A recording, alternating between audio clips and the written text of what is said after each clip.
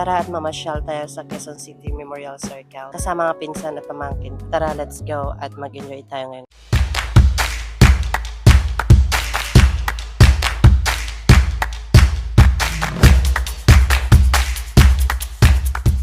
Alas 6 na pala ng hapon kami umalis galing Commonwealth papuntang Memorial Circle, Quezon City.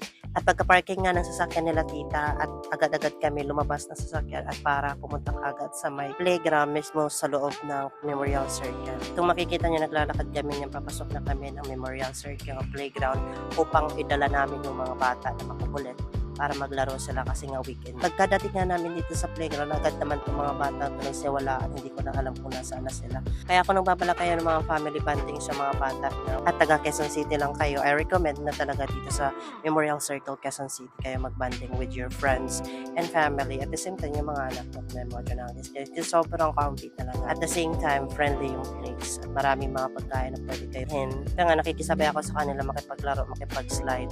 Kasi nga, para ma-feel nila na enjoy talaga nila yung gabing ito. Ako yung nag-enjoy, hindi yung mga bata.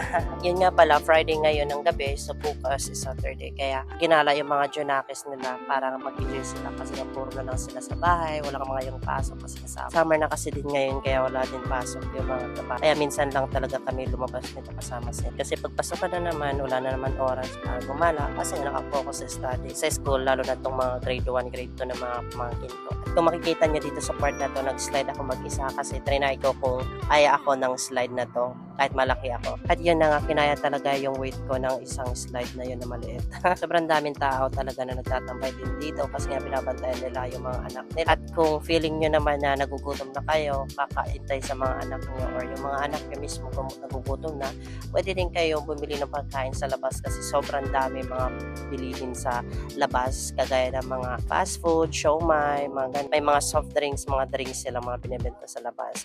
At saka kung balak nyo din magbili ng mga laruan, nasa labas din may mga bilihin din ng mga toys dyan. Sobrang convenient ng Memorial Circle, Quezon City pagdating sa mga, ito pala yung mga bilihin sa labas, sa gilid. Pagkalabas yun ng playground, ito yung makikita nyo mga stores. Ayan, meron sila mga pizza, fries, and other drinks na ino-offer dito.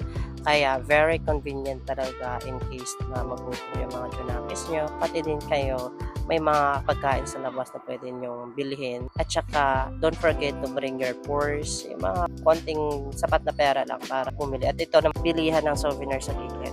Ito na nga, papauwi na kami papunta sa bahay. Kasi mga pagod na yung mga bata at mga kasama din sa kakaintay at kakanood sa mga bata kung nasaan na. At yun lang mga guys, maraming salamat sa panonood. Don't forget to comment, like, subscribe for more upcoming videos.